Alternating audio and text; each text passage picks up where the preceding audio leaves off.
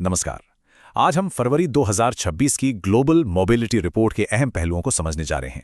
ये रिपोर्ट हमें बताती है कि दुनिया में लोगों के लिए यात्रा की आज़ादी किस तरह से बदल रही है।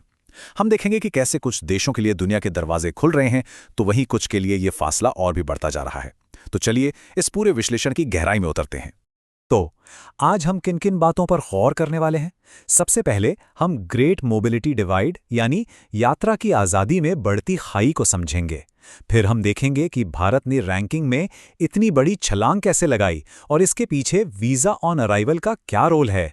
हम दो अलग अलग रणनीतियों की भी बात करेंगे और देखेंगे कि इन सब बदलावों का दुनिया पर क्या असर पड़ रहा है।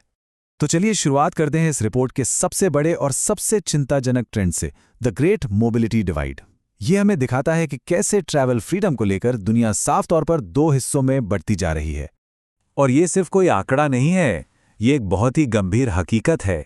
ये असमानता दिखाती है कि वैश्विक अवसरों और आज़ादी में कितनी गहरी खाई बन चुकी है, जो हमारे इस पूरे विश्लेषण के लिए एक गंभीर माहौल तैयार करती है। जैसा कि आप यहाँ देख सकते हैं, ये अंतर वाकई बहुत बड़ा है। सोचिए, एक तरफ सिंगापुर जैसा देश है जिसके पासपोर्ट होल्डर 192 देशों में आसानी से जा सकते हैं, और दूसरी तरफ अफगानिस्तान जैसे देश हैं जिनके नागरिकों को 30 से भी कम देशों में एक्सेस मिलता है। ये ट्रैवल फ्रीडम में जमीन आसमान का फर्क है।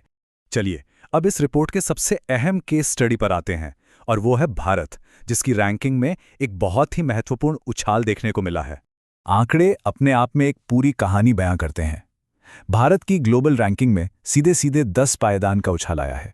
ये एक बहुत बड़ा और अहम डेवलपमेंट है, और हमें यह समझना होगा कि आखिर ऐसा हुआ कैसे।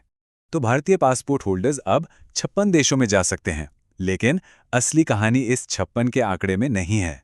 असली कहानी तो इस बात में छिपी है कि ये एक्सेस किस तरह का है। सिर्फ ये जानना काफ़ी नहीं कि कितने देशों में जा सकते हैं, बल्कि ये समझना ज़रूरी है कि कैसे जा सकते हैं। तो सवाल यह है कि भारत की इस बेहतर रैंकिंग के पीछे की वजह क्या है। इसका जवाब उस एक मैकेनिज्म में छिपा है जो आज के दौर में ग्लोबल मोबिलिटी के ट्रेंड्स को ड्राइव कर रहा है।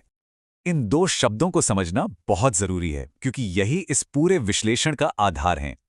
वीजा फ्री एक्सेस का मतलब है कि आप बिना किसी वीजा के सीधे उस देश में एंट्री कर सकते हैं। ये सबसे बेस्ट सिचुएशन है। वहीं वीजा ऑन अराइवल या वीओए का मतलब है कि आपको वीजा उस देश में पहुंचने पर एयरपोर्ट पर ही मिल जाएगा।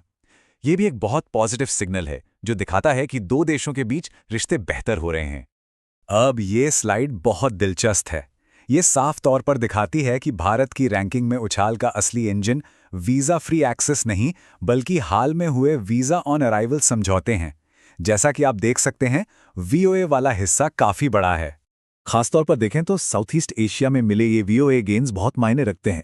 ये रीजन भारतीय टूरिस्ट और बिजनेस दोनों के लिए एक बड़ा हब है, तो यहाँ पर आसान पहुँच मिलना भारत के लिए एक बड़ी स्ट्रैटेजिक जीत है। इसी तरह अफ्रीका के कई देशों में एक्सेस बढ़ने से भारत के लिए ट्रैवल के नए अवसर खोले हैं। ये दिखाता है कि भारत अब अपने डिप्लोमैटिक रिश्तों को डाइवर्सिफाई कर रहा है और दुनिया भर में अपनी पहुंच बढ़ा रहा है। और हाँ, ईस्टर्न यूरोप के कुछ हिस्सों तक वीओए के जरिए ही सही, लेकिन आसान पहुंच मिलना भी एक बहुत महत्वपूर्ण कदम है। ये भविष्य में फुल वीज़ा वेवर यानी पूरी तरह वीज़ा मुक्त पहुंच के लिए रास्ते खोल सकता है। तो अब जरा एक तुलना करते हैं। एक तरफ भारत है जो लगातार ऊपर चढ़ रहा है, और दूसरी तरफ कुछ ऐतिहासिक रूप से ताकतवर पश्चिमी पासपोर्ट हैं जो या तो स्थिर हैं या नीचे जा रहे हैं। इस गिरावट को समझने के लिए पारस्परिकता यानी रेसिप्रोसिटी के सिद्धांत को समझना बहुत जरूरी है। आसान भाषा में कहें तो ये एक लेन देन का नियम है।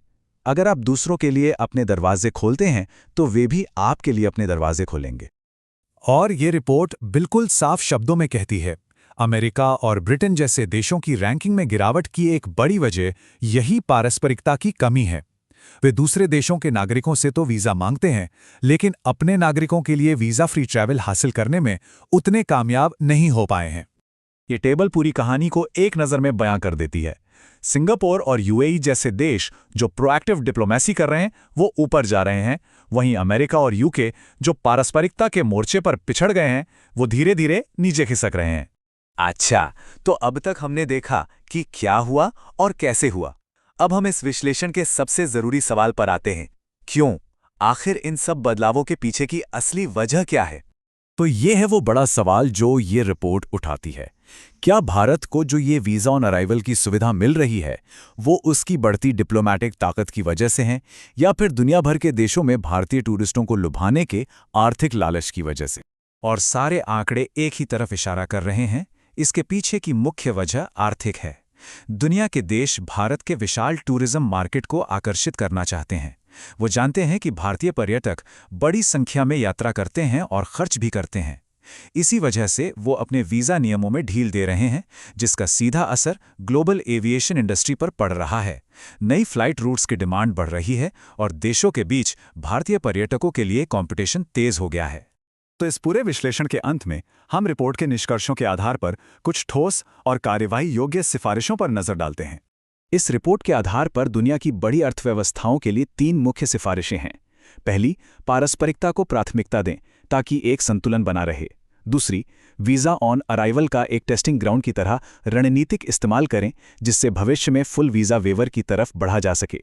और तीसरी, आपसी बातचीत को बढ़ावा दें ताकि ट्रैवल को लेकर रुकावटें कम हों और ये मोबिलिटी गैप भर सके।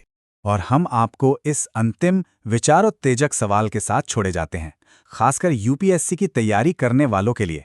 पारस्परिकता और अपने टूरिज्म मार्केट की आर्थिक ताकत को देखते हुए भारत को अगले दशक में अपनी वीओएस सफलताओं को फुल वीज़ा फ्री समझौतों में बदलने के लिए कौन सी रणनीतिक विदेश नीतियां अपनानी चाहिए, इस पर विचार जरूर कीजिएगा।